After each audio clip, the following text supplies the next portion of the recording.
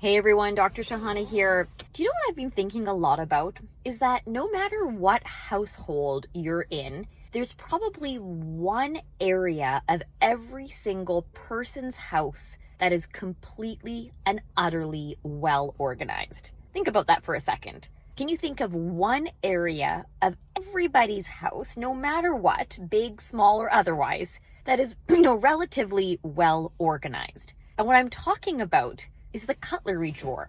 There's something so simple yet so magical about the cutlery drawer because no matter which household you go to, most of the time there's going to be one of those cutlery organizers. Knives go in one spot, spoons go in the other spot, forks go in the other spot. And even if you are staying, for example, in someone else's house or even an Airbnb, you know that everything lines up according to the cutlery drawer. It made me think a lot about what if our thoughts, what if our feelings, what if our emotions were like a cutlery drawer? What if you put the thoughts that you had a lot of fear about in one spot? What if you put the thoughts that you were really feeling angry about in the other spot? Or even if you want to simplify it even more, you could think about one slot for just the sensations you feel in the body, the other spot for all of the stories you're telling yourself and selling yourself in your head,